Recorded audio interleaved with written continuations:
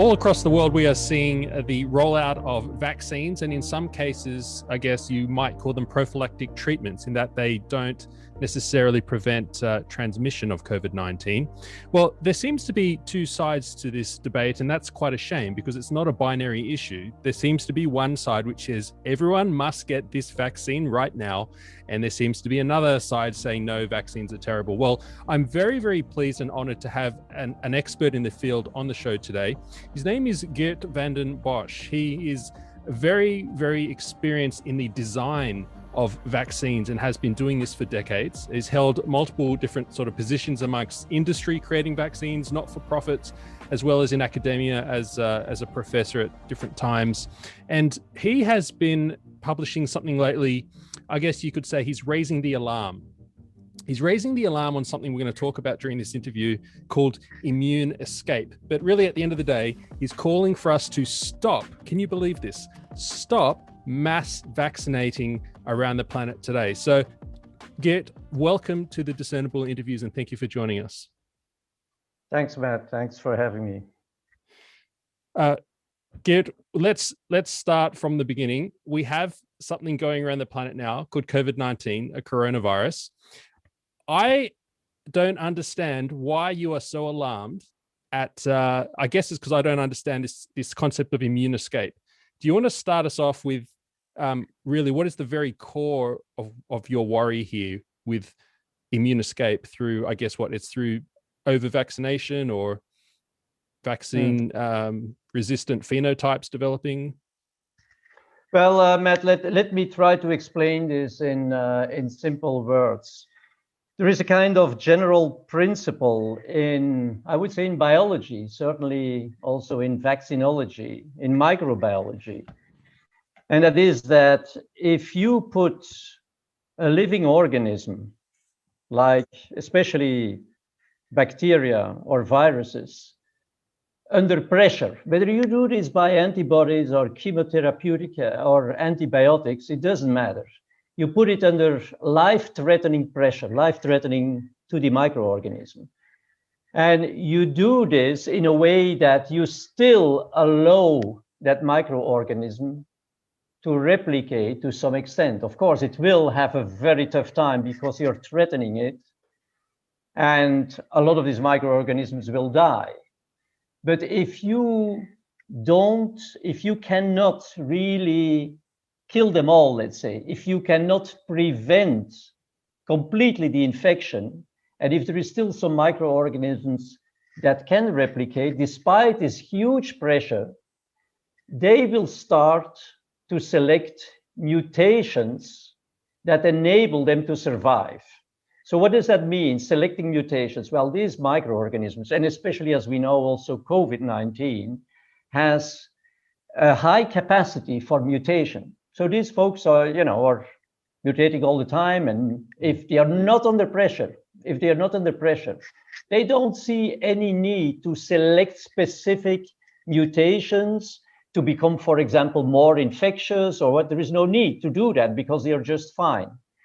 But if now you start to put some pressure, whether this is by drugs or, as I was saying, antibiotics in case of bacteria, of course, not in case of viruses, or our natural antibiotics, our natural antiviral antibiotics, these are, so to say, the antibodies that you develop when you are, for example, immunized, be it by a natural route, for example, through natural infection or through vaccination. If you put these guys now under pressure, they can choose amongst a multitude of mutations, and they will select those mutations that enable them to survive. Okay, so I need to continue this because this in its own right would not be a disaster, certainly not for viruses. Why? Because as we all know, viruses can only multiply, replicate in living cells, okay?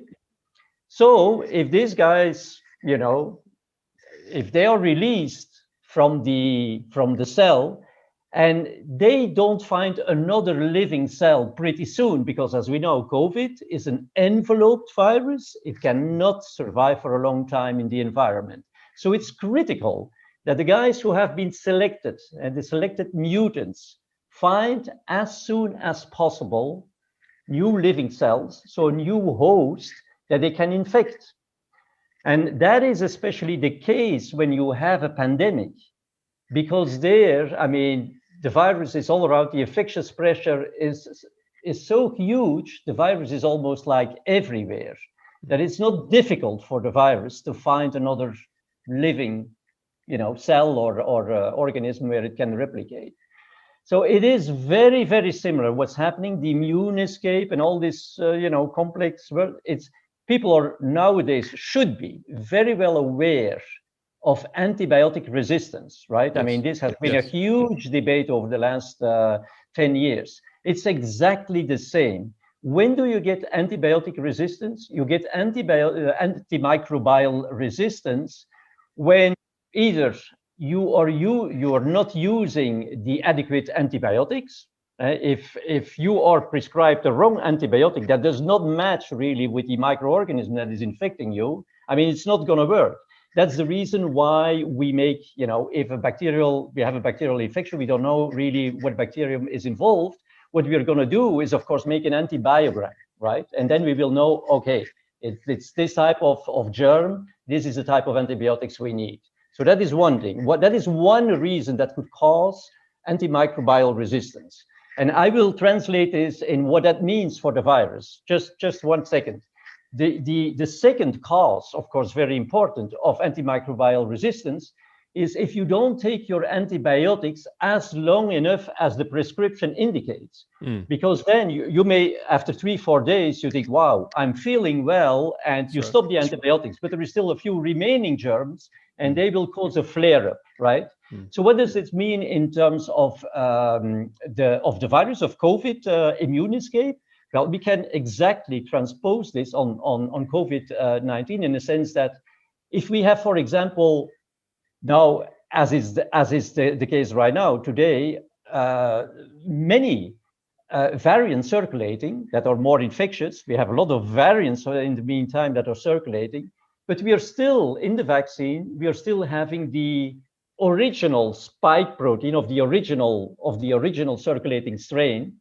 And of course, that doesn't match very well with the spike protein that is now presented with those variant strains, because the variation is exactly or primarily in the S protein. So there you can see already, we have antibodies, but they don't really match very, very well to the circulating strains. Just like the antibiotics, were not really well suited for the bacterium. The other thing is that if we have, for example, now we are vaccinating people in the midst of a pandemic, what does that mean? Well, many of these people are mounting antibodies on a background of circulating virus. So that means I always compare this. If you go to war, you better make sure that you have your weapon already prepared before you go into the trenches, right? I mean, if you are still loading your weapon whilst already being under attack, then you have, of course, you are in a suboptimal situation because the antibodies are still not mature, the level is not high enough, and you are already under attack. So the virus will take advantage of this suboptimal immune response to escape to this immune response. And during this pandemic, we have several different situations where the immune response is suboptimal. I just mentioned one. I will mention a second one, which is typically, Matt, many or several of these vaccines, the majority, in fact, do require 2 injections, right? Yes. You have and then you need a boost, and there is, depending on the vaccines, there is, 2, 3, 4, 6 weeks between the 2 injections. So that means that a number of people, many people right now, are still, in one single injection.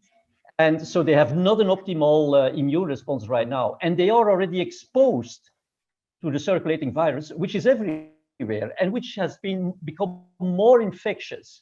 So that is a situation where the antibody response is suboptimal. The third situation where the antibody response is suboptimal is in asymptomatic carriers. So I explain These are people who get infected with COVID, but do not show any significant symptoms. They may have some mild symptoms, upper respiratory symptoms, or they have no symptoms at all. And those guys develop, they will eliminate the virus just after like 1 week, but they will mount a little bit of antibodies, a little bit. But this is also suboptimal, and it's very short-lived. They will decline very rapidly. If they get reinfected during this time, where they have their suboptimal antibodies, this gives again an opportunity to the virus to escape to the immune response.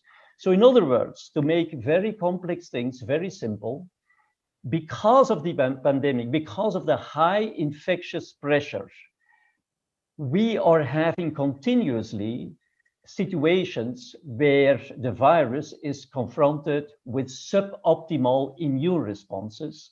And that gives the virus plenty of opportunity to escape, to select mutations, to become more and more infectious up to a point. And frankly speaking, I think we are extremely close to that point where we will have full resistance to the vaccine.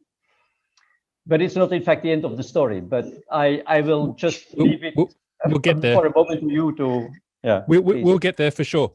So just to get the background straight, when you talk about viruses coming under pressures, mutational pressures or evolutionary pressures,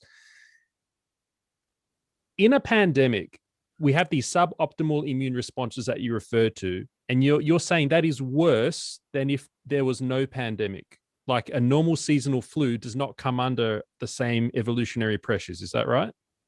Well, yeah, I mean, a big part of the problem is that we are under attack all the time. I mean, the pandemic started, roughly speaking, 1 year ago, even over 1 year ago. And I mean, per definition, pandemic it's everywhere. It's global. And, you know, the infectious pressure becomes always higher because now we have infectious strains that are more infectious, much more infectious than the original strain, in fact. Yeah. So that is the problem. We are under attack all the time. Yeah, but they only exist because those pressures have been placed on them. They've been forced to develop a more infectious strain. For example, do you know much about the Brazil strain that was reported in Science journal? They're saying that strain developed without those pressures. It popped up in the wild. Does that make sense to you? A new strain in Brazil without those? Well, let's distinguish between two things, because here I'm purely following. I mean, I'm not an expert in analyzing all these mutations. I mean, these mutations, it's like every day. What I'm following is the basic laws of biology. Right. And I mean, the highly infectious strains that we are seeing right now, or that we have, you know, they started to pop up end of last year, right? This was definitely way before the effect of the mass vaccination became visible. Yeah, because even right now in many countries, like in my country, we are having a coverage, I think, between 4 or 5% right now. In other countries, it's even less. Yes. So the appearance of these highly infectious variants is not related to mass vaccination. Really? So what it is related to is another dramatic human intervention, which were, of course, all the infection prevention measures and all the containment measures, where all of a sudden the virus comes under tremendous pressure. Because I was saying, these guys need living cells. And if you restrict the contact, and if you restrict the probability that they're going to get in contact with a living organism because, you know, of all this infection prevention, I mean, it's the word itself says infection prevention measure, then it comes under tremendous pressure. So then it will exploit every single situation, you know, to become, in fact, more infectious. And can you explain this in more detail, if you like, how this works? Well, just on this point, Geert, are you advocating, because you're talking about lockdowns placing mutation and evolutionary pressure on the virus to become more infective or what have you, are you suggesting we should have done the opposite of what most people around the world today think infection control? Are you saying we should have let it out a little bit more, to let it loose a little bit? Well, you have to be very careful here, because when people interview me and they start out telling, well, Geert, are you against these lockdowns and we should go the pandemic run, etc., run its course, etc.? The first thing I'm saying is that it's so critical that we understand what the natural, without human intervention, what the natural course of a pandemic is. Yeah. Because of a pandemic, of an acute viral infection. I'm not talking about HIV, etc. I'm talking about, for example, COVID. I'm talking about pandemic of flu or enterovirus or epidemic. Yeah. And then you will realize that the evolution and the co-evolution of the pathogen together with the immune system of the host has been such that, as a matter of fact, the toll taken on human lives and disease is restricted to the absolute minimum for the virus to be able to survive. So it's not the toll that we, and I will hopefully explain in a minute, the toll that we are now going to have to pay, the price is just tremendously more. But to your question, there is one component has been completely neglected in this in the consideration of how do we treat the pandemic, how do we go about this, and that is the most important component of the immune system, which is the innate, with regard to COVID, okay, is the innate immune system. We have an innate immune system that, especially in young people, in children, children barely get any disease, is very strong, is very well developed. As we grow up, as we get in contact with more and more germs, as we get also diseases, all kinds of diseases, we start to develop specific immunity, specific antibodies. That is not innate, that is acquired. That is the other arm of the immune system. And as this evolves, the innate immune system, the defense against a specific pathogen or against pathogens, gets increasingly eroded at the advantage of the acquired immune response. So the innate immune response is very, very important to realize this. We call this polyspecific. It's not specific for a single pathogen. For example, in case of COVID, the innate immunity that we have is active against all coronaviruses, yes. Right? It's not just COVID or its variants or whatever, all coronaviruses. So that is fantastic. And it's especially in younger people, it's very well developed, or people who are really in very good health, could even be people 80 years old. They are in good shape, in good health, etc. But Matt, the important thing to realize is that what is the single biggest disadvantage of this innate immune system? This innate immune system has no, we call this immunological memory.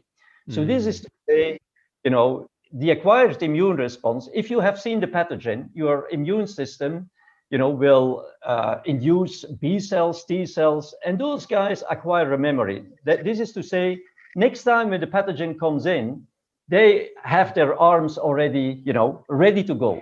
So they can immediately attack it and destroy it. Yeah. The immune system doesn't have this. So what is really critical, which is critically important, is that in order to keep your innate immune system in good shape, you need to keep it well trained. So that is to say, Matthew, if you're going to sit on your chair, on your seat for like 3 weeks, you're going to see that your muscles are going to wane. I mean, your muscles are going to, shrink. Yep. So you need to train, you need to exercise. And what is this exercise for the immune system? This is simply to get exposed to all kinds of foreign influences in the environment, etc. So what have we been doing at the beginning of the pandemic? To a large extent, I don't know how the situation was in your country, etc.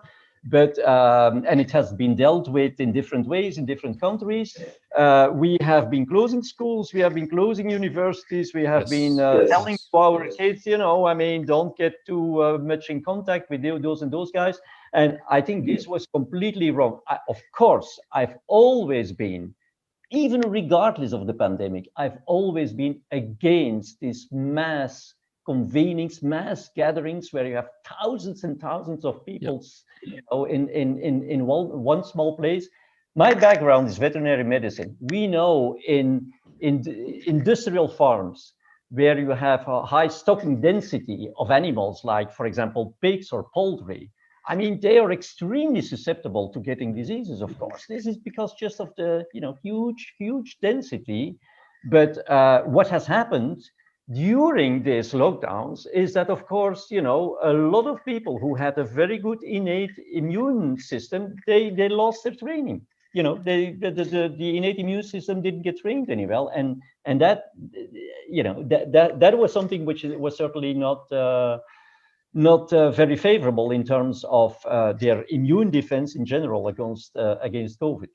So is it fair to say that we should have stopped large gatherings and so on, but we definitely should not have completely isolated our entire population, such as Australia and New Zealand, where I am in Australia? We are so isolated that we have no cases. And that's politicians say that's wonderful. But some of us are fearful that we are so isolated that we've had zero exposure, that when we do finally become exposed, we're going to be very, very susceptible. Matthew, I mean, your wording is just 200% correct. I mean, of course, the countries and the continents that think they are going to solve the problem by full isolation or by doing immediate lockdowns, like, for example, in China, you have a case and immediately 100,000 people get locked up. You can do this, provided you accept to stay isolated forever. So that means, what about trade? What about tourism? What about exchanges, etc.?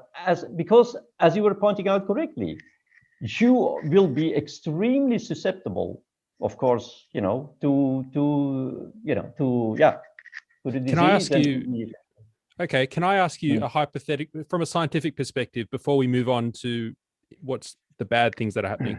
What could they have done better, scientifically speaking? Say here in Victoria, a state of Australia, we had, I think it was 3 cases and it went to 8, all within a hotel quarantine system. And we locked down 6.4 million people for 5 days.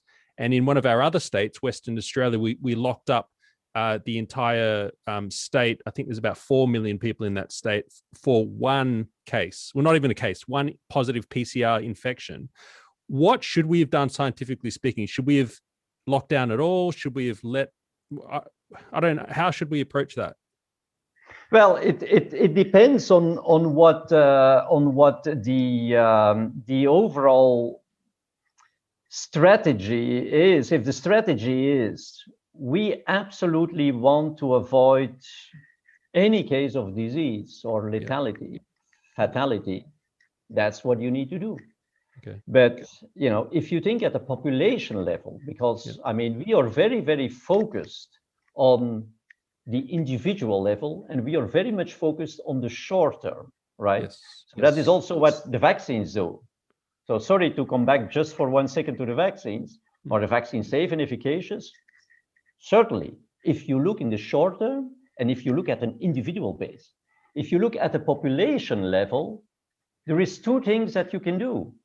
Either, and I mean, it sounds pretty cruel what I'm saying, and I'm not advising this, I'm just saying what are the theoretical possibilities. One is you let the pandemic run, but of course, you take care as good as you can of the people that get a disease by proper treatment, by better studying how to control and how to manage this cytokine storm that ultimately people fall victim to. That is one situation.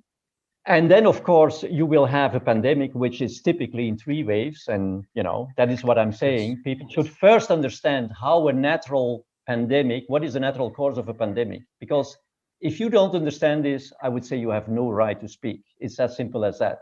Should we do that now? Shall we talk about the 3 stages, which is in every pandemic? Yeah, we can do this, Matt. So I was just saying the other solution is to to use and to implement an immune intervention that is not subject to immune escape.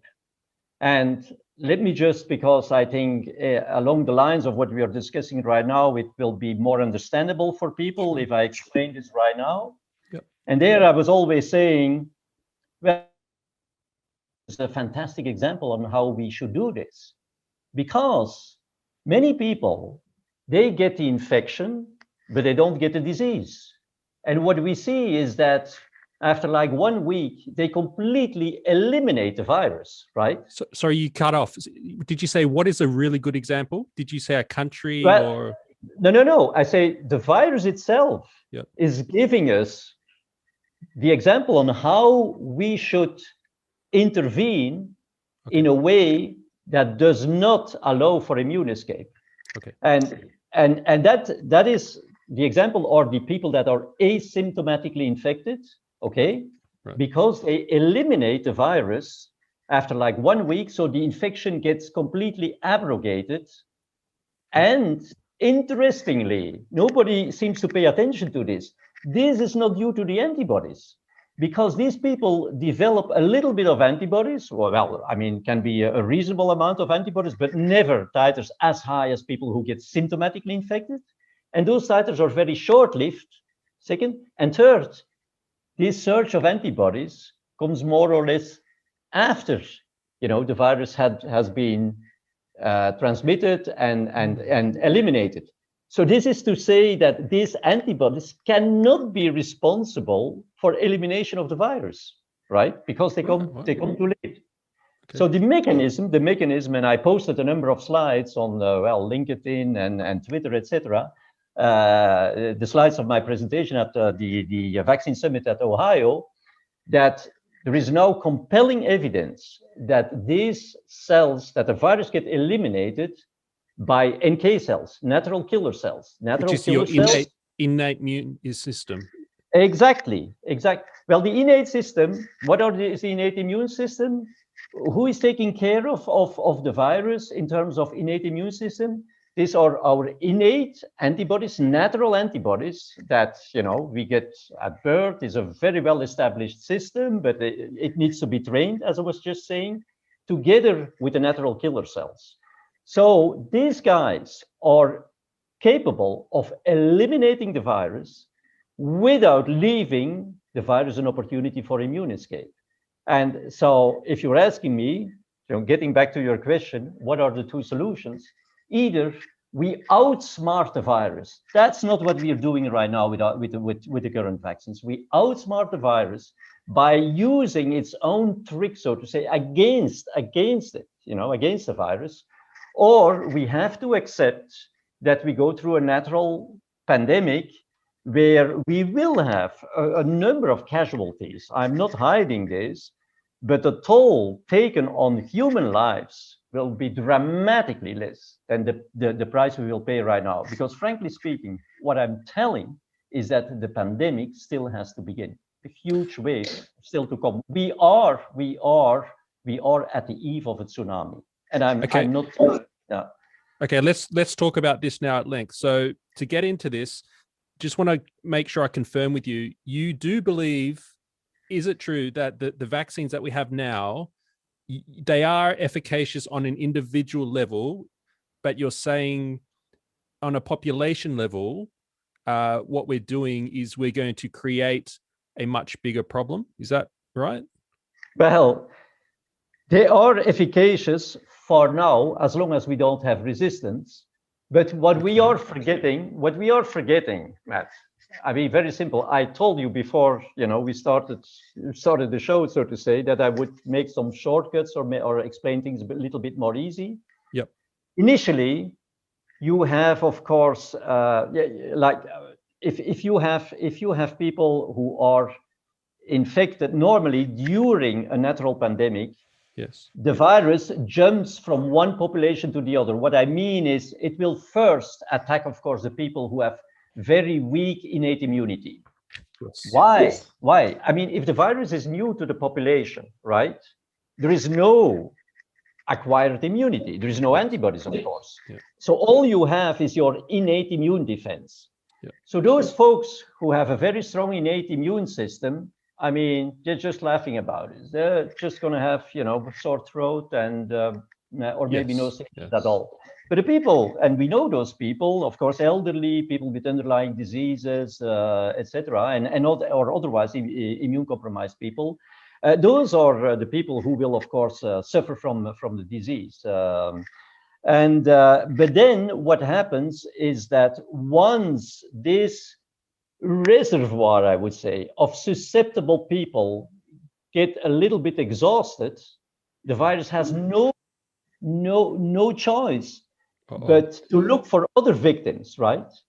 This is another pressure. This is bad.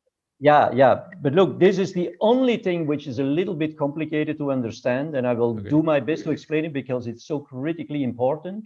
Mm-hmm. So now you imagine, I just told you, if people with a good innate immunity, right? Mm-hmm. So the asymptomatic people, right? Mm-hmm. Okay.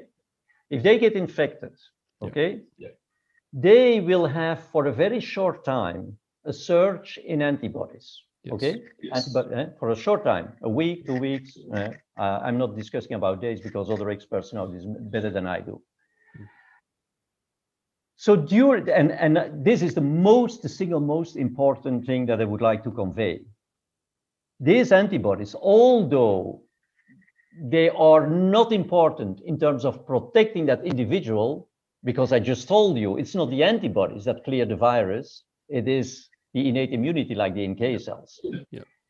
What they do is a very nasty thing. They will outcompete the natural antibodies for binding to the virus. So what I mean with this is normally, if you don't have these specific antibodies, your natural antibodies will capture the virus and they will eliminate it, or they will introduce this into the pathway where the NK cells can kill the cells that virus infects, right? So now if you have very specific antibodies, they will say to these natural antibodies, no, your affinity, which is true, your affinity for the virus is way too low. And indeed, natural antibodies, they are multi-specific, okay, but they have lower affinity than the specific antibodies do, okay? So even though, for example, specific antibodies don't recognize the virus very well because it's a variant, for example, and the antibodies were originally raised against the original virus, they will still be capable of outcompeting the natural antibodies for binding to the virus, right?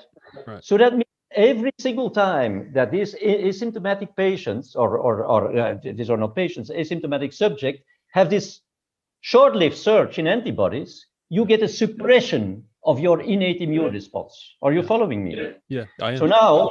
So now, at the beginning, there is no problem because, I mean, these people have this surge in antibodies, they have a suppression of their immune system, but at the beginning of the pandemic, I mean, the infectious pressure, as the virus is not spread like very broadly, the likelihood that a person that just happens to have this surge in antibodies encounters the virus is pretty remote. Is that clear? Yes. So now, as the infection spreads, I was telling you, the first wave, these are the folks that have a vulnerable innate immune system, okay? Yes. They get infected, but that reservoir gets exhausted. But at the same time, the virus pressure increases. So the likelihood now that somebody which has a good, strong innate immune system, especially the youngsters, happen to have this surge in antibodies and exactly at that time gets reinfected with the virus increases. Mm. Shall I repeat this? And then also their outcomes will be far worse on the second time round. Well, why? Well, I'm just saying these specific antibodies, they suppress the innate immune system. And the innate immune system is the single most important defense of these youngsters, right? So now they get all of a sudden a transient, momentary suppression of their innate immune system due to this momentary raise in the specific antibodies, right? And the likelihood that exactly during that time they get infected is much higher, of course, if the infectious pressure and the spread and the pandemic, is already well established. So now you get the youngsters that are getting the disease, right? Because their innate immune is suppressed. And that is exactly what the virus wants. The virus is not interested in infecting you in an asymptomatic way, because then the virus replication and transmission is limited, as I just explained. But if you get a disease, you're going to shed the virus for a long time, for a prolonged time. So now you get these people who get infected. And what we are doing right now, coming back to lockdowns and infection prevention measures, etc. Normally, during a natural pandemic, Matt, the virus will feel no pressure to select mutations. Why? Well, I'm just telling the youngsters, their innate immune system gets suppressed. And of course, there is only a limited reservoir as well of youngsters that will be susceptible to the disease. So this reservoir gets exhausted, but by the time it gets exhausted, the first group, their antibodies will start to wane, right? The first group, these people with weak innate immunity, they mounted, those who survived, of course, they mounted antibodies, they were protected against disease, but that immunity starts to wane, right? Now the virus just jumps back to all the folks that are seropositive or were seropositive, because the antibodies start to wane. And so what do we have? We have a fabulous thing. I mean, this is just, the beauty, in fact, of nature. This strain doesn't feel any need to become more infectious, because at any time in the pandemic, it finds a susceptible, a population, a subpopulation that is susceptible to the disease, right? You understand what I'm saying? Yeah. So but then what happens though? Does it die out slowly as it jumps between populations? Of course. Why? Because, so then I was saying, you're going back to the first population, right? Those who were seropositive. And then, of course, they get reinfected, not all at the same time, of course. But remember, they have now acquired immune responses. Yes. So they have memory. So as soon as they get infected, they mount their antibodies immediately. And then the youngsters who got the disease are starting to doing the same. Yep. So what do you get here? And this is incredibly important. That is what we wanted to achieve with the vaccines, and which is completely failing: herd immunity. Herd immunity. Yes. Do I need to explain this? Or the vast majority now of the people are protected. What we're doing with the vaccines right now, and that's why I really don't get it. The end game was herd immunity. Herd immunity means, I will still repeat it, my own words for everybody to be clear about this, is that you protect the majority of people and you try to prevent or to reduce the shedding and the transmission as much as you can, so that the 10 or the 20 or the 30% of the people who are not vaccinated, who have not been naturally infected yet, they are not infected because the chance of the transmission to them is too low, because there are too many people protected. But what we do right now with the vaccines, and especially now that there's highly infectious strains or variants, I should say, are circulating, is that we come with vaccines that can no longer fully protect. People are still protected for now against disease, against severe disease also, but they are no longer protected against shedding and transmission of the virus. So, and we see that people get vaccinated and they are still shedding virus, maybe less than, people who get, or people who mount homologous antibodies, but still these variants are able to a large extent already to escape to the immune response to an extent that they can now shed a virus. So instead of generating herd immunity, we are doing exactly the same, because these folks now become asymptomatic carriers.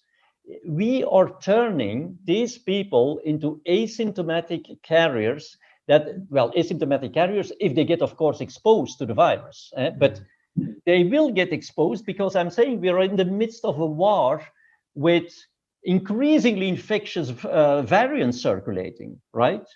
So the likelihood that these people get infected is pretty high, and they shed the virus and they transmit it. And the people who are not infected, they are not aware. These people are vaccinated. They think they are protected. They have no symptoms, of course, and that is part of the disaster that is going. Because what is the end? The end game was herd immunity, right? You agree with me? This was the purpose of the vaccination.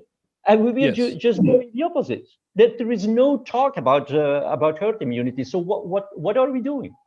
So you just explained herd immunity quite beautifully, but can I ask, how long are those time frames, jumps between population, and you develop herd immunity? Are you talking about weeks, months, years in a normal process?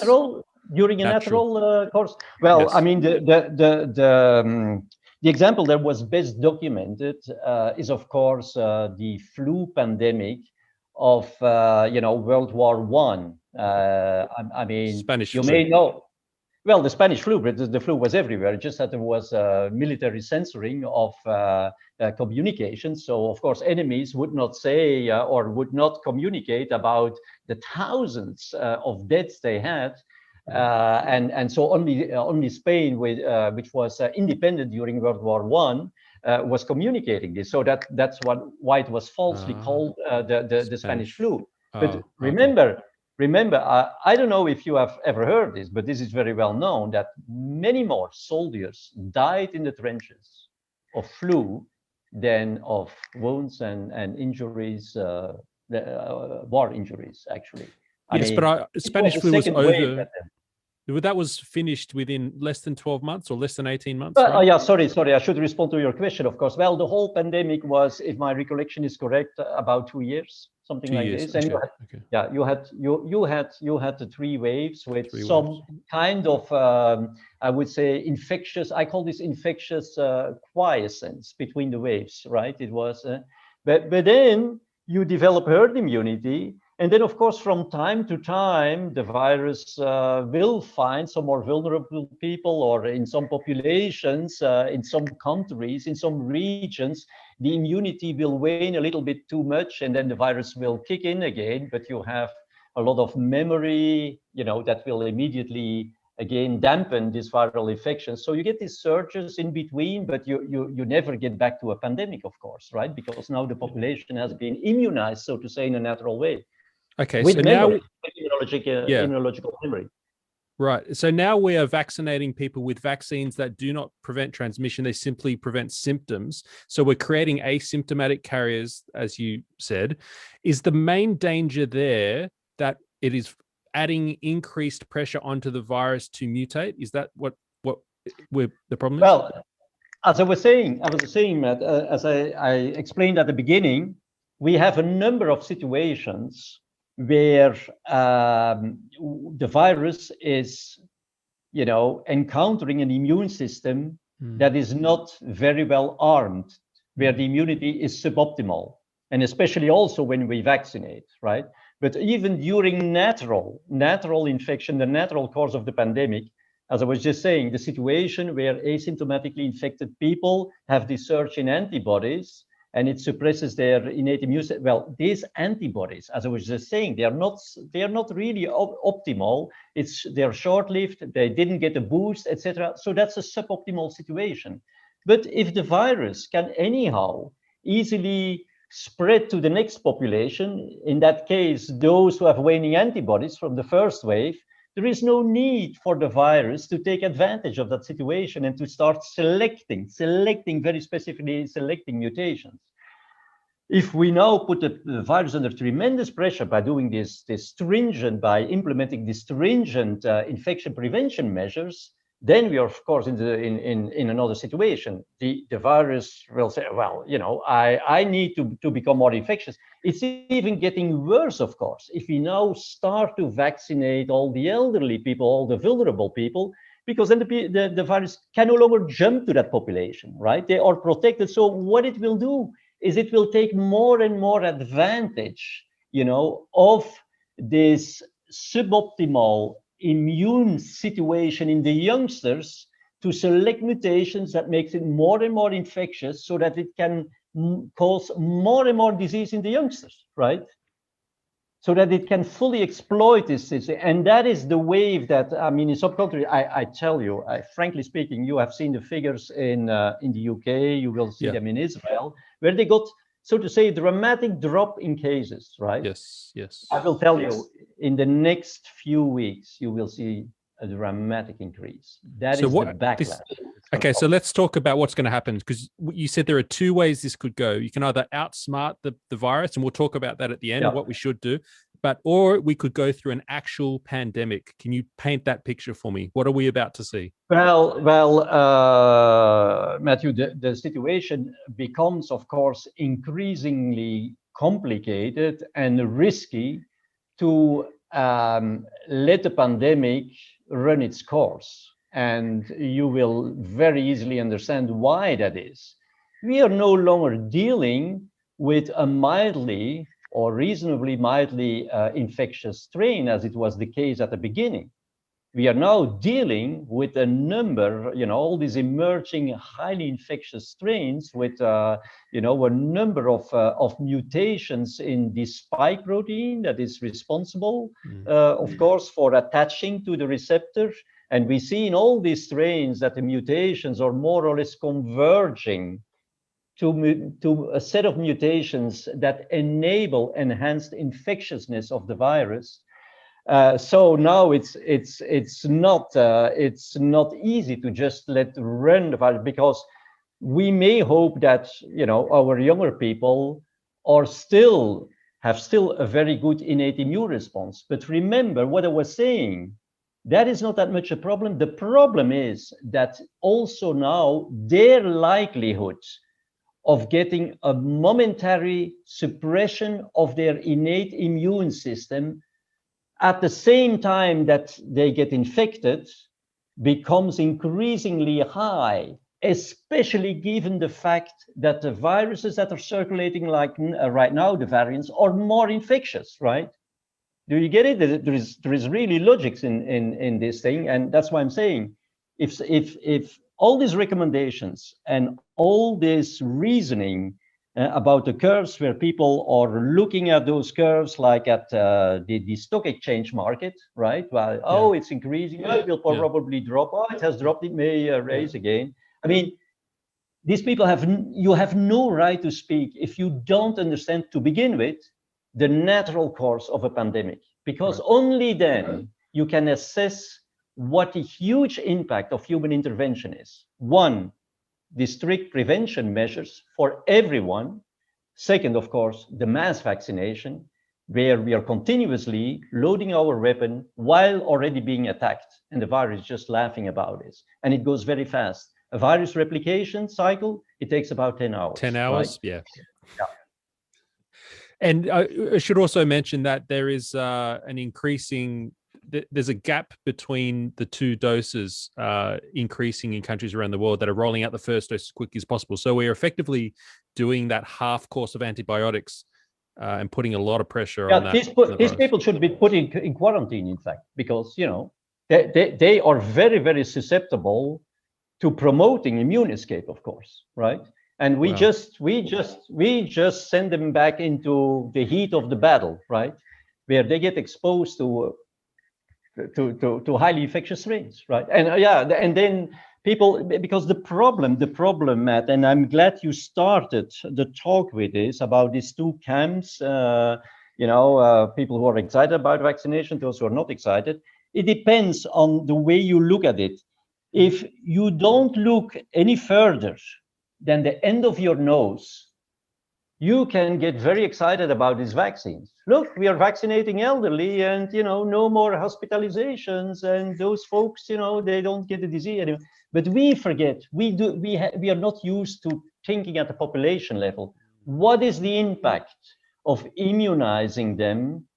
And what is the impact? What's going to be the impact on the virus that is now sitting, at least in several countries in Europe, increasingly in the population of the youngsters, right? It cannot escape from that population, so it needs to increase its infectiousness, right? So what are we going to do? Because we're vaccinating almost 1 million people per day in the US and huge numbers in the UK. What's going to happen in the next few weeks and months?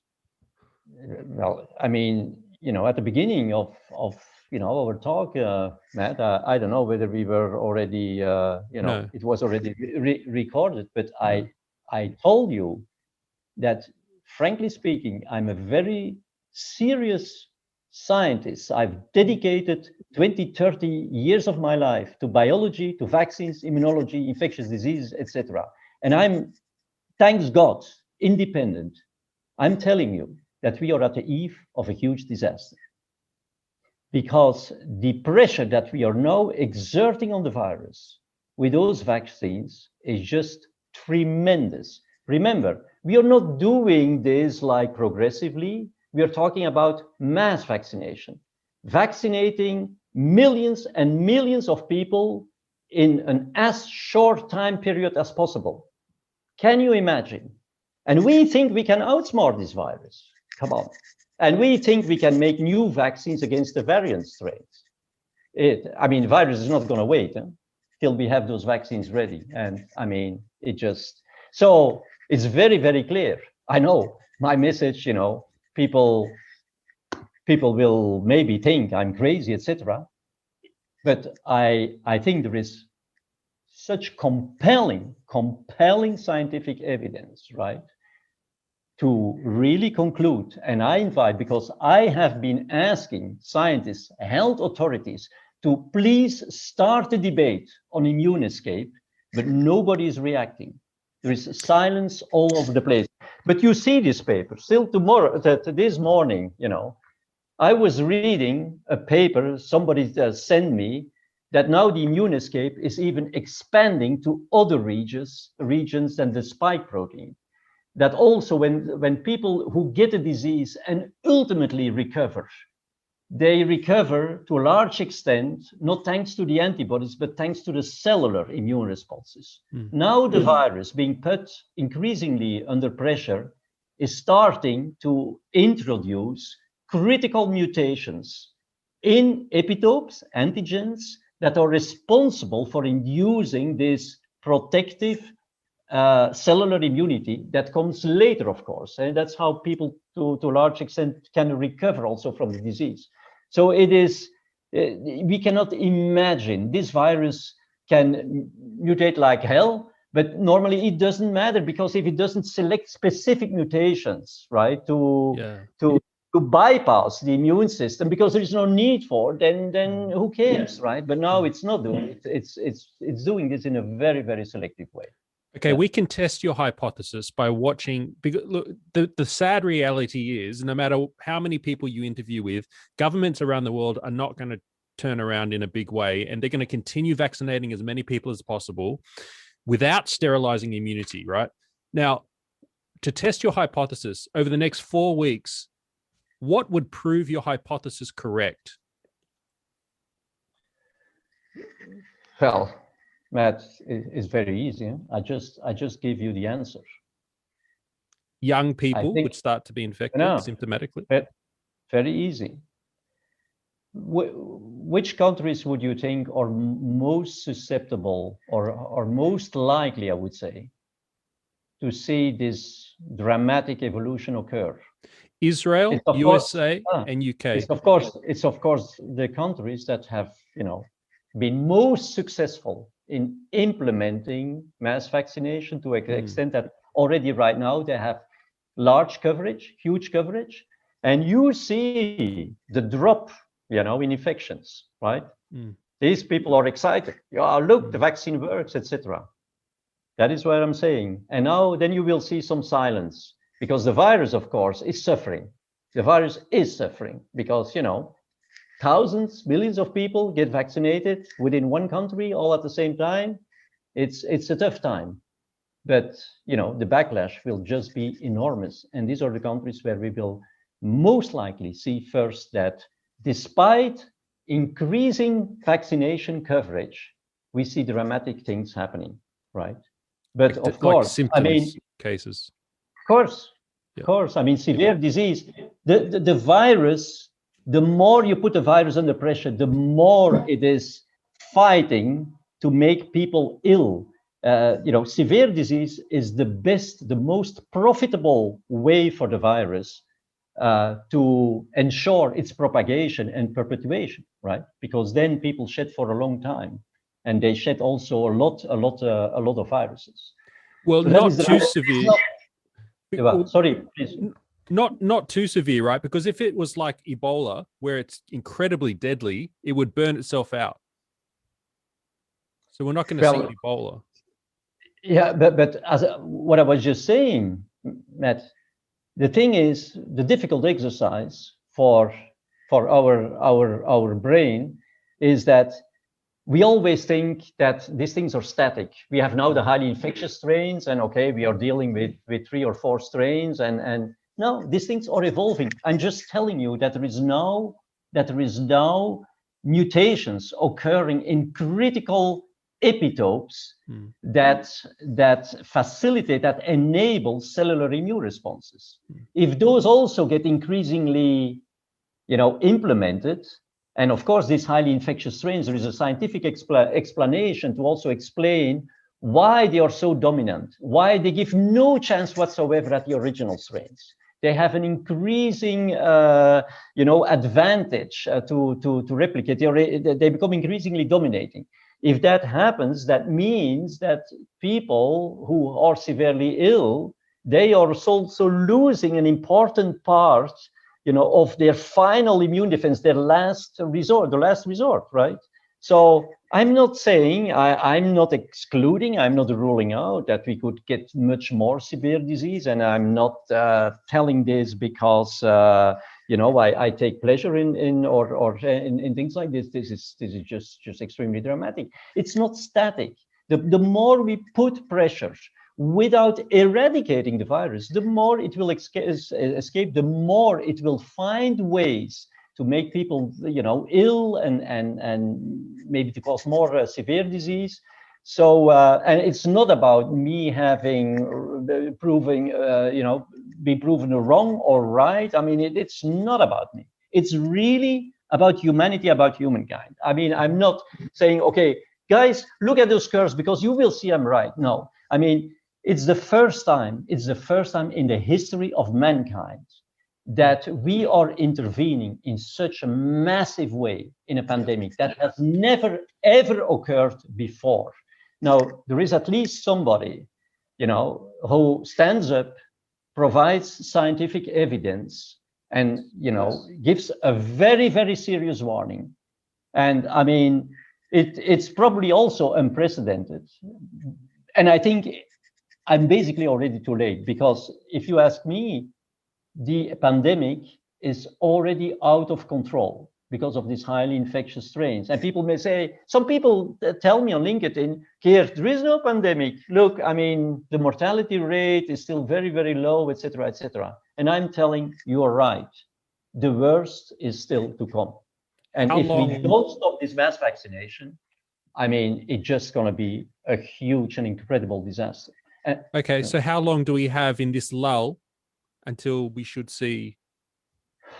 That I cannot exactly tell this, but it will be fast, because right now, Matt,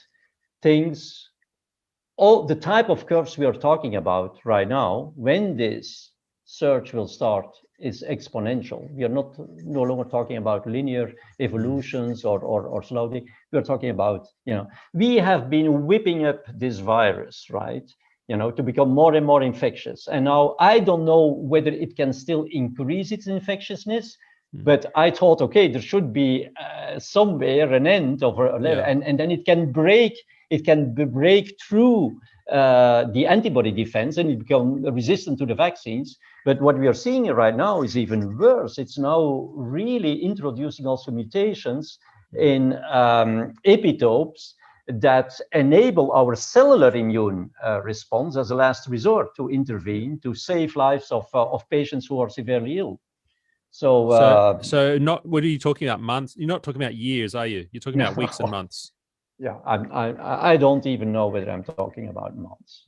Okay. Okay. I don't think we are talking about months, frankly speaking. Can Not I at ask? all. Can I ask you this question? Just as from a scientific point of view, I want to test these ideas. What would prove your hypothesis incorrect? What are the signs we can look for that we're okay? Is it 3 or 4 months? We're fine. Okay, obviously. It's exactly the same. Look at those curves. I mean, for Yeah. example, UK, Israel. Maybe there are other countries. I cannot follow everything. Yeah. No, Sure. but those curves are going down very steeply, right? Because people are very enthusiastic, and now there's plenty of talk about relaxing measures, Yeah. etc., in the Yeah. coming weeks and months, etc. If these curves continue to go down, right, at levels where we say, okay, this is like in an endemic situation, Yes. then I've proven wrong. But unfortunately, I mean, you see already right now, like in Israel, Yeah. that they're reaching a plateau. And I looked at the figures yesterday, the day before, there is already a little bit of raise, but I wouldn't say that is significant right now. But the steep decrease has definitely stopped. And you will see the same thing. And you're asking me, Matt, and it's a legitimate question. What is my scientific evidence? But look, this is the first time we are doing this in the story, in the history of mankind. And we are doing massive vaccination. And we are seeing things that we don't understand. During a pandemic, all of a sudden, a number of highly infectious strains that pop up, people who are, so to say, naturally immunized, because people get natural infection, for example, for the first strain, they are shedding a lot of infectious virus instead of generating herd immunity, etc. Where is the scientific evidence that this is going to have a happy end? It has never ever been done in the history of mankind. And now we implement this all of a sudden all over the world, right, with vaccines that are in fact conceived to be used in a prophylactic context. That's another thing you will read in every single vaccinology textbook. Don't vaccinate people whilst they are exposed to a very heavy infectious pressure. So where is the scientific evidence that this, I don't call these vaccination campaigns, I call this one big experiment. Where is the scientific evidence? Where is the scientific rationale even that this is going to have a happy end? You cannot find it everywhere. Okay, it simply doesn't exist. If these vaccines produced sterilizing immunity, it'd be a completely different story, right? Of course. Then of course it's very simple, Matt. If you have sterilizing immunity, okay, you come with this vaccine, you vaccinate a certain number of people, they eliminate the virus. The virus is still going to continue its course in the other population, but the guys that got the sterilizing immunity are no longer going to be a source of immune escape, at least. So there again, it will be important to do mass vaccination. But what you will have is that you will have sterilizing immunity. So now you can talk about herd immunity, not based on antibodies, based on, I think the only solution are NK cell-based vaccines. Take the example of the virus and educate these NK cells in a way that they can acquire memory. There is sufficient evidence right now, since the last 5 or 10 years, that NK cells can also acquire memory, right? So now you're moving into the other of the two ways. You're teaching us how we could outsmart this virus. Well, yeah, I mean, I think it's a logical question. I mean, the reality is very, very harsh. It's incredibly harsh, and we have an absolute obligation to find a solution, no longer to deal with these highly infectious strains, because some people think that these highly infectious strains, at some point we will get rid of them, or they will all of a sudden get gentle enough, friendly enough with us to down tune a little bit their virulence, etc. That's not going to happen. Why would they do this? They have now such a competitive advantage. They're so dominant. So they are not going just all of a sudden to selectively or to select mutations that enable them to be more gentle with us. So in other words, Matt, There is no way that we are going to get rid of these highly infectious variants anymore. So the only chance we have, if we as human beings want to intervene or must intervene, it's to go for eradication of those highly infectious strains. That is really the only scientifically reasonable approach to the current pandemic that has been completely disturbed by human intervention. How do you eradicate? Well, as I was saying, you take the example of the virus. The virus gets eradicated in somebody who is asymptomatically infected. And it's not the antibodies that do that. I hope I have made myself clear enough that the antibodies, yeah, right? It is the NK cells.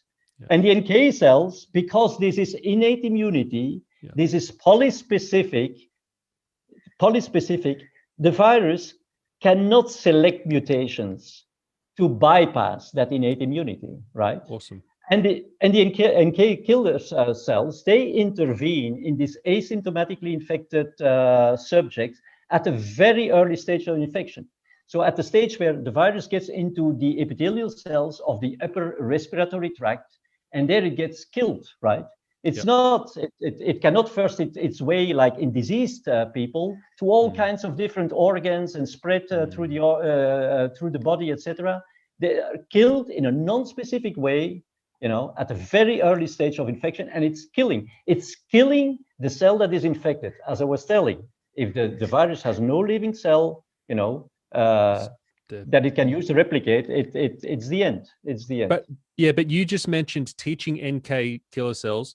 That are you talking about doing that through a therapy or a vaccine? Because I'm not aware if that ever been done before.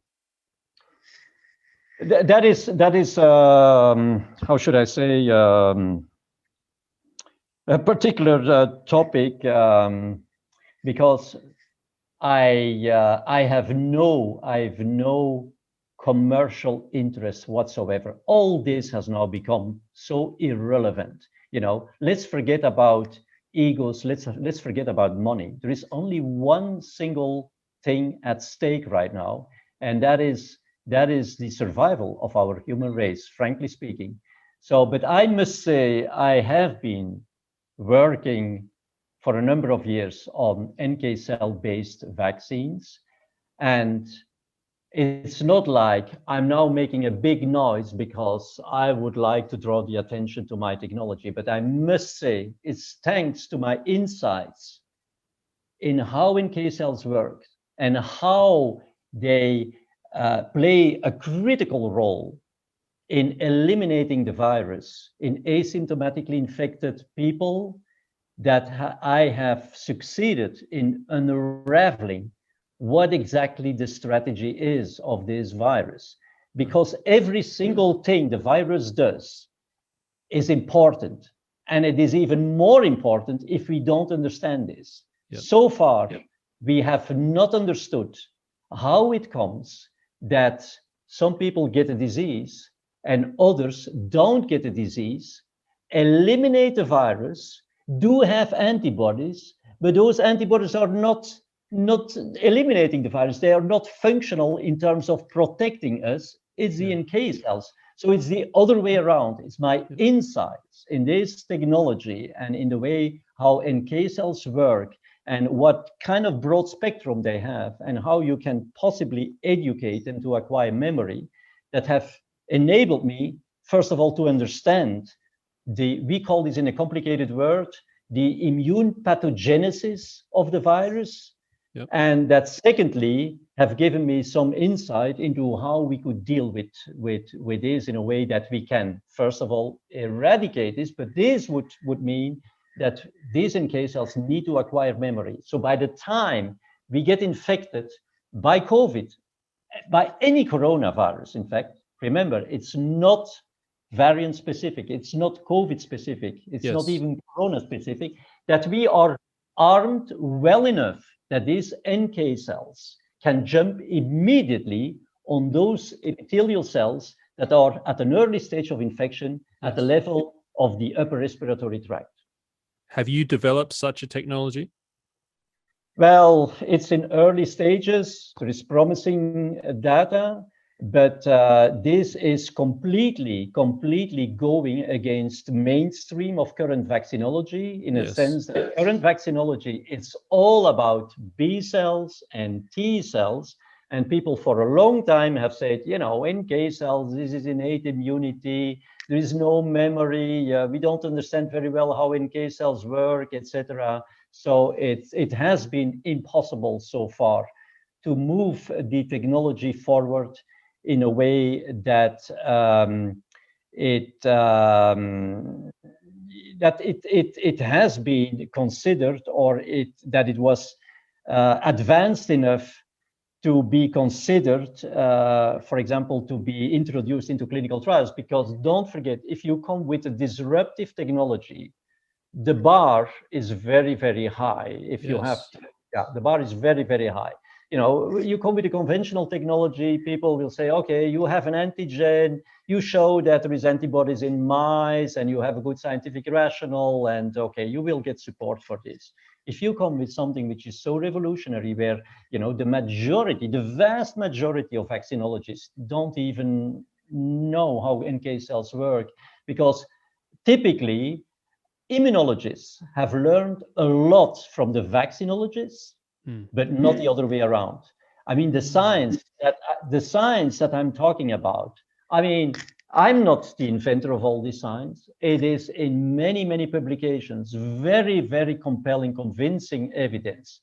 My merit, in all modesty, has been that I'm putting pieces of the puzzle together in order to come to a solution, not to write yet another publication. What we need are solutions. We need people who can put pieces of the puzzle together. This is a very complex story. This is about an interaction that has been shaped throughout evolution between the virus and the immune system, thousands of years. I mean, there is immunology involved, there is infectious diseases involved, there is virology involved, and then you come with a vaccine where you try to influence this. I mean, if you do mass vaccination globally, etc., there's only two things that can happen per definition, because it's huge scale.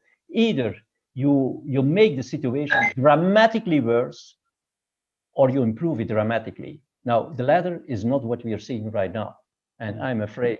I mean, so your NK cell technology, that sounds like a long way off. Sounds like you're not going to get to clinical trials for 2, 3, 4, 5 years. well, it depends. I mean, as I was saying, Matt, I'm certainly not taking advantage of this talk or whatever, to promote or whatever, But I want to know about it. I'm asking you about it. I want to know how close it is. If it's a year away or 5 years away before it trials. depends. It depends how dramatic the evolution will become. I think it will become very dramatic. And I'm telling you, if things come dramatic, we may be back to a situation like where Jenner administered his first vaccine, to eradicate human pox virus. So what I'm saying is what happened. I'm not familiar with that story. What are you well, referring this to? is the first vaccination. I mean, Jenner was. This is the guy who used cowpox, in fact, to eradicate human pox virus. So the other thing is that, per definition, as you know, antibodies are just attacking or capturing circulating virus, right? Yes.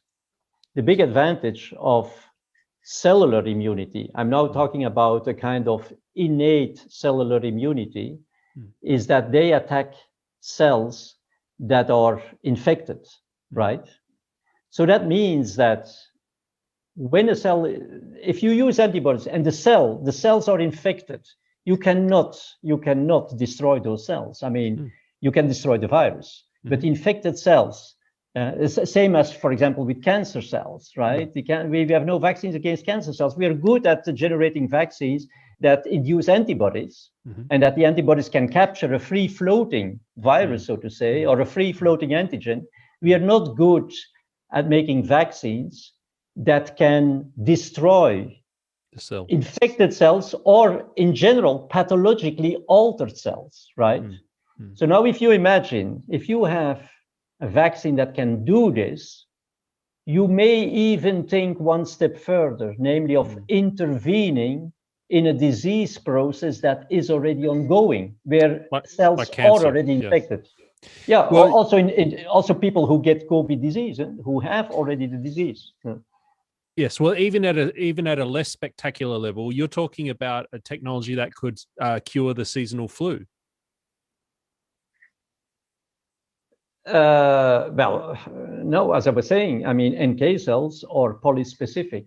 Yeah. So you may even think of NK cells that could, but I mean, I'm not very eager to tell this, not for IP reasons or whatsoever, because none of this is important anymore. None of this is important. It's about us. It's about humankind. But it's so far from what people are able to believe. And it's very strange to me, because I was mentioning the parallel with antibiotics, and we find it perfectly normal that one antibiotic can kill several different microbia that are phylogenetically not even related. They are not family from each other. One antibiotic can kill a huge diversity of several. We think vaccines, it's not possible. We cannot make vaccines that at the same time could, for example, destroy corona and influenza, for example. And I'm saying if you make NK cell-based vaccines, it is possible to do this, because the vaccine is, we call this antigen non-specific. It is polyspecific. So it is, in fact, directed not against a specific antigen, but against a pattern of motifs, a repetitive pattern of motifs. And that is also, that also explains why people who have, for example, blood group O, right, where there is a number of motifs that are similar to motifs that are expressed by cells that are infected with COVID. That is why these people are better protected against COVID than people who have other blood groups, for example. All this is in the scientific literature. It's just that we don't take advantage of these publications. As usual, these publications end with, this could be very important for vaccinology. This could be critical knowledge for vaccinology, and nobody is using this, right? And that is the piece that is really missing. It's not that we cannot do this. I'm convinced we can do this, but we need to make it to make a priority of it, right? I mean, you have seen these vaccines that I'm talking about, an NK cell vaccine, frankly speaking, a very short construct. And I'm absolutely not boosting here. I have no interest whatsoever. My only interest, I'm an independent consultant. My only interest is, to come and to foster a solution that can, prevent us from a huge disaster. And what I'm saying is that this type of constructs could be synthesized, millions of doses within just a few months. That is even very different from the current vaccines. We talk about mRNA vaccines, etc. It's very fast. It's much simpler than the conventional manufacturing technologies. And you have seen, even though it's still pretty complex and complicated, these companies have managed to do this within just a few months. Now I'm talking about a construct that is way simpler. But I'm not saying right now, Matt, that there is proof of concept, of course, but there is no clinical data. There is no trials that have been conducted with this construct. So, but it's all a matter of prioritization, as you very well know. when these mRNA vaccines, they were in an experimental stage almost, and all of a sudden they got advanced and moved forward into clinical trials. 1, 2, 3. It all happened very, very fast. So it's a matter, of course, of prioritization. And again, I'm not my technology. I'm saying for God's sake, take the example that the virus is showing us, how you can eliminate it completely without inducing immune escape. And the path points to NK cells. That is my message. It's not about me. It's not about my technology, not at all. I'm just saying it's thanks to my insights into this that I managed to unravel how exactly the pathogen is subverting, misleading our immune system. And Geert, are there anyone, is there any support out there? Is anyone prioritizing this kind of research, like private companies? Governments are going to be very slow, obviously. Yeah. Not right now, of course, Matthew. I mean, I have always said I always thought, well, I'm probably, in all modesty, I come 10 or 20 years too early with this technology because it's just not in the mindset of vaccinologists that you could make a vaccine that could be just as our natural NK cells are, that our natural immunities, that is multi-specific. It's just not in the mindset, right? And so I'm always was prepared since, I'm no longer a naive person. I'm no longer 25, unfortunately. And I mean, I've seen all the different technologies I've been exposed to, and that is at some point in time in my life, I said, look, I mean, none of this is good enough. Today, we don't have therapeutic vaccines. We don't have vaccines against cancer. We don't have vaccines against chronic disease, et cetera, et cetera. Basically, the majority of our vaccines are antibody-based. And we have been doing a marvelous job with those vaccines. Let's be very, very honest. But we have reached the limit of what we can do with these vaccines, right? Yeah, but hang on. The mRNA vaccine is a therapeutic. It's simply a symptom suppressor, right? No, it's not a symptom suppressor. The mRNA will ultimately lead to the synthesis of the spike protein, and the spike protein is going to be taken up by antigen-presenting cells, and there you have the same story as if you would inject the protein right away. I mean, that is in very simplified terms. But mRNA is, of course, used also for therapeutic approaches. I mean, but we are talking about the COVID vaccine, right? Is there what about natural approaches to increasing innate immunity? Because there's already a lot of talk around increasing NK. Well, Matt, you are touching upon a fabulous question.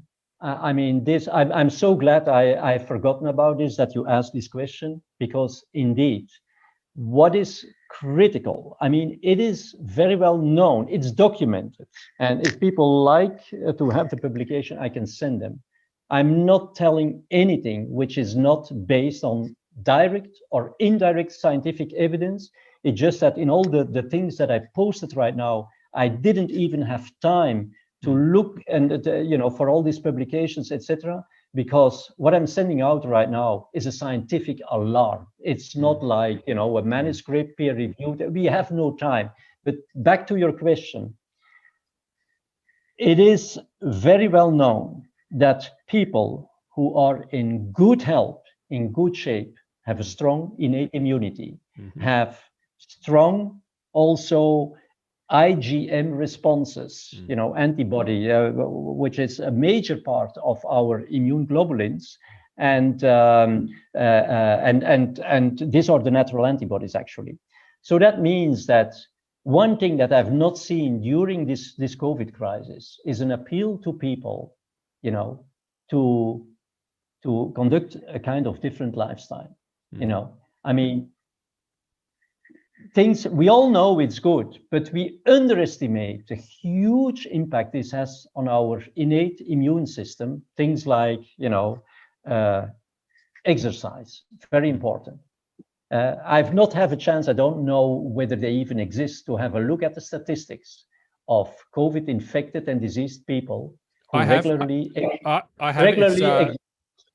a huge correlation between metabolic in the US. This has been through a few doctors. One of the more popular ones has been Dr. Paul Saladino, who's been pushing some studies on correlation between metabolic syndrome and bad outcomes COVID-19. Another one was Dr. Rhonda Kirkpatrick pointing out low vitamin D levels having lower innate immunity and then perverse outcomes. So there is data. That is just one example, but I'm also talking about, and I'm a scientist, right? I mean, I'm not like in nutrition, etc. But healthy food, critical. Have enough rest, right? Have enough sleep. Be stressed, but positively stressed. Have a good mental attitude. I mean, what I'm saying here is that there is increasing evidence through an incredibly fantastic discipline, neurosciences, what the impact is on our brain on the immune system. There is increasing evidence that there is, and I always give the example of a mother that is taking care of her infected child, a child that has a severe infection. The mother is not going to get illness, despite the fact that she's treating all the time this child, right? You know, you have a very important deadline, Matthew, and your career depends on it. And you are feeling like, oh damn, I'm gonna get a cold. You will be able to suppress that cold till you have achieved that. Yeah, and in the past this was all like science fiction, and now there's increasing evidence that there is neurological paths that can explain this. And so this now becomes so important. All these things, stay away from toxic influences, alcohol, drugs, smoking. This doesn't mean that you shouldn't drink a beer, right? But try to avoid abuse of all these things. And there is despite the fact that the single most important part of our immune system that we should conserve, throughout this pandemic is our innate immune system. There is no calls to the people, or barely any, to take care of their health and to have a good lifestyle, etc. And the most important thing I would like to convey is that the most dramatic thing that could ever happen is that our younger people get vaccinated, because they have a very mighty arm of the immune system that is polyspecific, that can deal with any of these COVID variants, which is the innate immune response.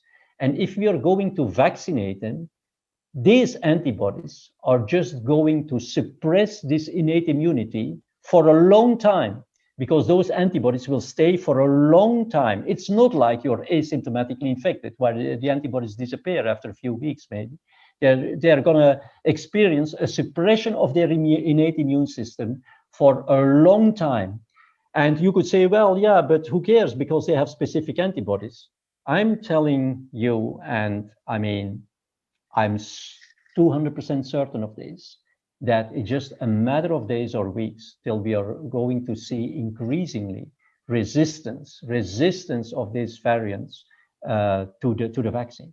I mean, the evolution, there is already so many mutations in the spike protein that, it suffices for the virus to just add maybe 2, 3, I cannot say exactly, mutations to the specific domain that is responsible within the spike protein for attaching to the receptor on the susceptible epithelial cells for this to happen. And then what then happens is that you can throw your specific antibodies in the bin and your innate immune response is completely suppressed. And that is what we are currently, planning to do with our younger generation. That is, the heart of our society, right?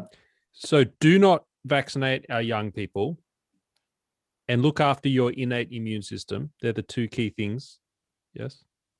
Yes, and we need to protect. We need to protect the people who are vulnerable. I'm the first to say this, of course, because these people, they will have antibodies. If they survive, they will have antibodies, right? And also elderly people who have been vaccinated will have antibodies. And when, of course, these antibodies are no longer functional, they become very, very vulnerable. Right. That is clear. So we need, and that has nothing to do with discrimination, because even younger people who have an underlying disease, could be subject to this. But we need to distinguish from an immunological viewpoint between two populations. This is the population that is susceptible to disease, right? To COVID disease. And when I mean disease, I'm always telling about severe disease, because in all the papers that I'm posting in all the communications, I talk about disease, which is meant to be severe disease. And I'm talking about asymptomatically infected, right? Yep. Which means maybe mild symptoms or no some symptoms at all. But immunologically speaking, it is critical to distinguish between those both populations, and the virus is dealing with these populations in a completely different way. I hope I explained this during this talk, but this is for me a key message.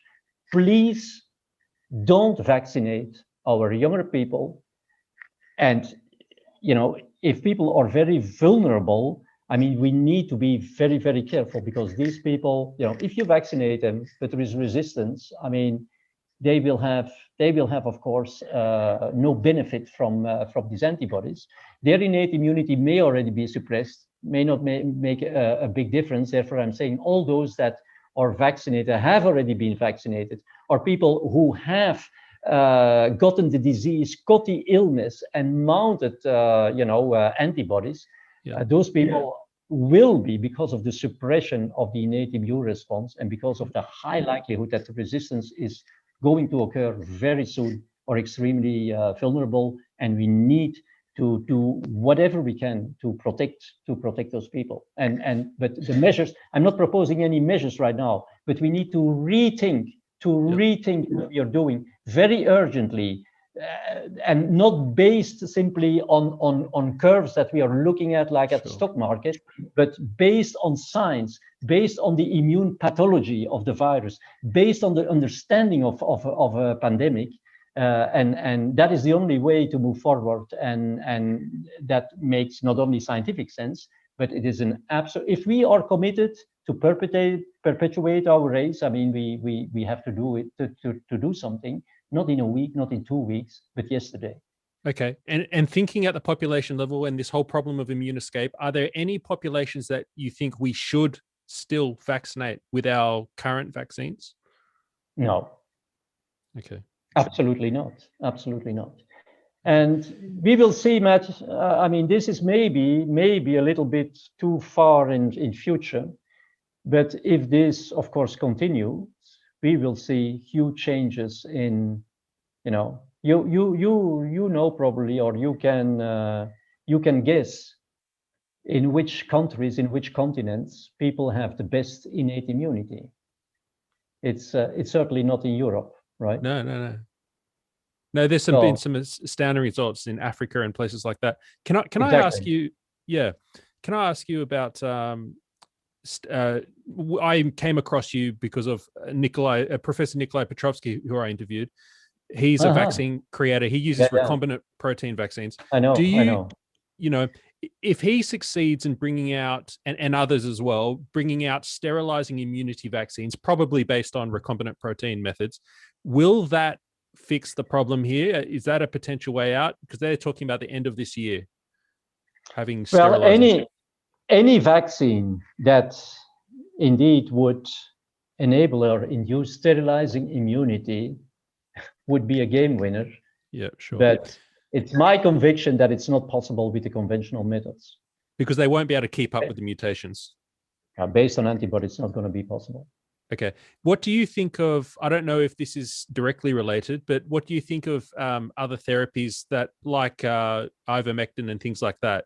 Is that having any... well, I have at some point looked into this, but I thought it was quite promising. But frankly speaking, I mean, I will not voice any opinion where I'm not a deep expert. I consider myself as being a deep expert in vaccine design and in unraveling, interactions between virus pathogens and the immune system. I've read about ivermectin, and my recollection is that I thought, well, this looks really very, very interesting. But I must say, I'm not a deep expert. And right now in this crisis, there is only one discipline that must prevail over anything else, and that is science. So we don't need the advice of the type of scientists who are sitting in these TV shows all the time, right? We need the advice of people who day and night are, trying to understand the problem, or doing really the research, have a deep understanding of what is going on, rather than, yeah, maybe My some advisors who are caught all the time in TV shows, etc. I mean, yeah, this is not, it's not helpful any longer. Let me make my question more specific to what you've brought up. I'm wondering whether therapies like ivermectin and hydroxychloroquine contribute to the problem of immune escape that you've described or not. I'm just wondering if they're contributing. I don't know. I'll be very open with you, Matthew. It's certainly 2 months ago that I took a deeper dive in some publications on ivermectin. Sure. But it's only quite recently that I have gained very, very clear insights into all the opportunities the virus had to escape to the immune system. I've not had the opportunity to connect both elements so far. So I'm not going to tell anything that that Sure. I'm not really, that I don't know the detail of. Okay. I just got a couple more questions for you. Can you teach me about the difference between influenza and COVID, in the sense that the innate immune system somehow prevents all of our young people from being susceptible to COVID-19. However, our young populations are still very susceptible to influenza. They're both coronaviruses. Both should be solved by the innate immune system. No, they are not both coronavirus. It's a paramyxovirus, the influenza. So it's another type of virus. Oh. Influenza is another type of virus. Yeah. But again, I mean, the same applies. Good innate immunity is key. But good innate immunity means, either you're a child, you're a young kid, or you are an adult, or even an already older guy like myself, but you keep your health in very, very good shape. Of course, for industry, that's not very appealing because you cannot sell this, right? Mm-hmm. But it is a key thing. It's a key thing. All the elements I mentioned, and you don't have to score like, to have a triple A for each of these parameters.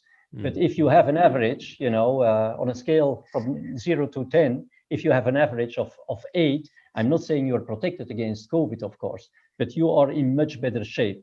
And don't forget, there are also, of course, unfortunately, young people who have an immune deficiency, right, of their innate immune system. Yes. These people will, of course, be susceptible, despite maybe a healthy lifestyle, etc. And we need to take care of these people. We need to identify them, not to stigmatize or whatever, because the thing that will become incredibly important right now, right, is solidarity, right? And solidarity and our health and saving our human race. I mean, all the rest is now becoming so irrelevant, right? Gid, is there anything that we didn't cover that you wanted to talk about? Anything no. Well, this, we could go on for hours and hours. I mean, it's like once you have put these pieces of the puzzle together, you have unraveled this. I mean, there is now so many things that become clear to me. There's so many things that I can explain that remained unexplained so far. I've even never heard somebody explaining the 3 waves, during a natural pandemic. What exactly do they represent? How exactly, does it come that all of a sudden now the young people are affected, etc. And this has now provided me with many insights that I really hope that I can help to do something as urgently as we can, because it's 12:05. Unfortunately, we have these highly infectious strains out there, and we are not controlling them, and the immune pressure is just increasing. Okay, so let me ask you this final question. From your expert perspective, what would be the absolute best way from here over the next few weeks and months? What would be the best case response for us, for governments and for everyone around the world to take? What would you love to see happen? We first need to immediately stop the mass vaccination. I mean, that is very, very clear. Okay. And then we have to see we have to see what we can do about our young people, because right now also, well, in Belgium, and I guess in other country, what we are seeing, of course, is that increasingly young people are now also, younger people are getting the disease. And of course, so far, I guess, but we will be very cautious because I'm not, of course, aware and informed about all the details. But I'm under the impression that right now it's primarily the younger people who do have a problem. And we forgot to say that one of the biggest problem, of course, we forgot to mention this, and young people need to do something about this. It's obesitas, right? Obese people, etc. Yeah, obesity. Yeah, and or yeah, people with diabetes sometimes as a consequence of obesity, etc. And but of course, the more we will prevent the virus from going elsewhere, it will take a higher toll on younger people. And we cannot rule out that ultimately there is even young people without underlying disease that are going to succumb to disease or the infection. So what is very important, we cannot determine, unfortunately. I mean, that is really very, very early days. People have tried to do this, is to determine what is our level of natural antibodies, right? That seems very difficult to do. But the smart thing, I think, to do would be, well, we know that even if we don't know exactly what is the level of our natural antibodies, there is something that we can measure and that we know is suppressing these antibodies, is outcompeting them. And that is, of course, the specific antibodies that asymptomatically infected people are acquiring. When they have these antibodies, I told you all the time, then they become susceptible. So it may be a good idea to give more freedom to our young people, provided they are seronegative, because then we know at least their immune response is not suppressed. And I think we should work on making these quick diagnostic tests, fingerprint, etc., to very reliable. I don't know whether what the reliability of this test is right now. So serum negative and things like this. Yeah. So when you say serum negative as opposed to PCR negative. No, I'm not talking about the PCR. I'm not talking about the antigen. I'm talking about the antibodies. Yeah, because if they have antibodies, we know that their innate immune system is suppressed. In the serum, in their blood. In the blood, yeah, yes, in the blood. Yes. And so this is just a few things that come to my mind. But frankly speaking, as I told you, of course, stopping mass vaccination, that is very, very clear.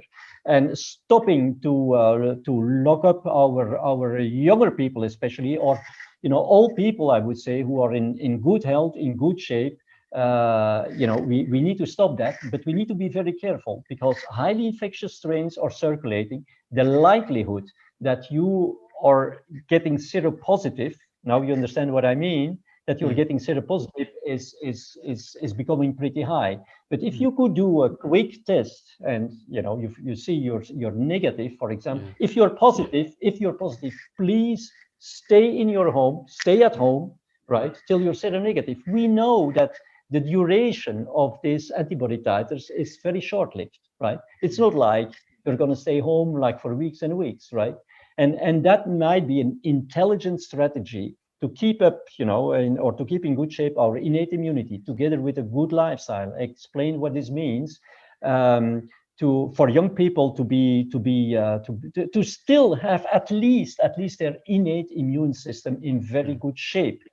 I think from all my explanations, it has been very clear. The worst thing to do would be to get a vaccine, because that is going to suppress this innate immunity for a long time.